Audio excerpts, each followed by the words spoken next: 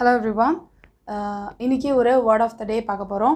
So word of the day என்ன அப்படினா கவிழ்ந்து விழுந்தது அப்படினு சொல்லுவோமா? இப்போ ஒரு கார் போயிட்டு இருக்கும்போது ஆக்சிடென்ட்ல கவிழ்ந்து விழுந்துச்சு அப்படி சொல்லுவோம். அப்புறம் நம்ம மனுஷங்க யாராவது நடந்து போகும்போது தலை குப்புற விழுந்தார்கள் அப்படினு சொல்லுவோம். இந்த மாதிரிலாம் கவிழ்ந்து விழுந்தது இல்ல தலைகீழ போய் விழுந்தது குப்புற விழுந்தது இந்த மாதிரி எல்லாம் சொல்றதுக்கு இங்கிலீஷ்ல என்ன சொல்லணும் அப்படின்றதா today's word of the day. Today's word of the day topple.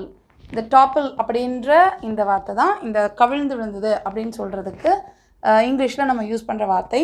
இப்போ எக்ஸாம்பிள் சென்டென்சஸ் பார்க்கலாம். The statue was toppled by the mob.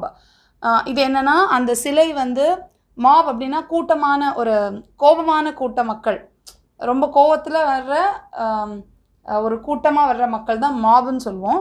So the statue was toppled by the mob அப்படின்னா அந்த கூட்டமாக வந்த கோவமாக வந்த அந்த மக்கள் கூட்டம் அந்த சிலையை வந்து கவிழ்த்தது. ஒரு இடத்துல ஒரு சிலை நிப்பாட்டி வச்சுருக்காங்கன்னா அதை கீழே கவுத்தி போட்டுட்டாங்க, தள்ளி விட்டுட்டாங்க அப்படி சொல்கிறதுக்கு தான் the statue was toppled by the mob அப்படின்னு சொல்லிட்டு சொல்கிறோம். Next one, the strong wind toppled the car. இது என்னென்னா ஒரு பெரிய புயல் அடிக்கும்போது ரொம்ப வேகமாக காற்றடிக்கும் போது சில நேரம் நின்றுட்டு இருக்கிற ஏதாவது ஒரு வெஹிக்கிள்ஸ் வந்து அப்படியே கவுந்துரும்.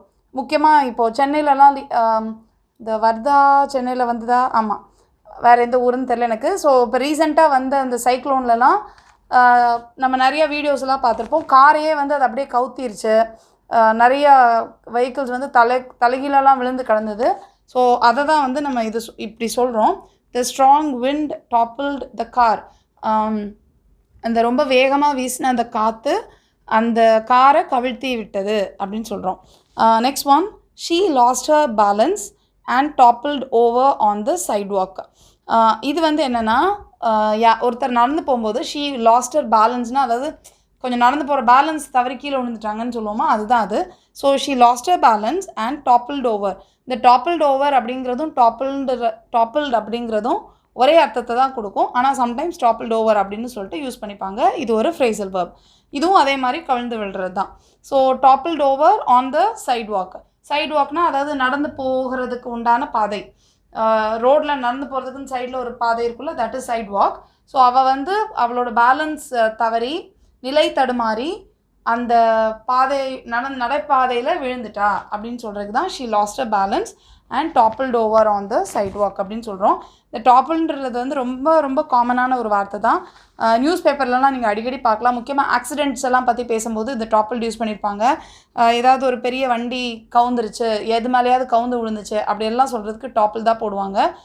ஸோ இனிமேல் பார்த்தீங்கன்னா கொஞ்சம் கவனிங்க. இந்த டாப்பிள்ன்ற வேர்ட் ரொம்ப புதுசான வார்த்தையெல்லாம் இல்லை, ரொம்ப காமன் தான். கவிழ்ந்து விழுந்துச்சு அப்படின்னு சொல்கிறதுக்கு, இல்லை மனுஷங்க யாராக இருந்தாலும் இப்போது ஆட்சி கவிழ்ந்தது அப்படின்லாம் சொல்லுவாங்க தெரியுமா, அதுக்கு கூட டாப்பிள் அப்படிங்கிறத வந்து யூஸ் பண்ணுறாங்க. ஸோ இனிமேல் நீங்கள் இந்த மாதிரி முக்கியமாக இந்த வண்டி இதெல்லாம் கவிழ்ந்து விழுந்தது அப்படின்லாம் சொல்கிறதுக்கு, இல்லை மனுஷங்க விழுந்தாங்க அப்படிலாம் சொல்கிறதுக்கு இந்த டாப்பிள்ன்ற வேர்டை யூஸ் பண்ணி சொல்லலாம். Okay, I'll meet you in the next lesson. Thank you. Bye.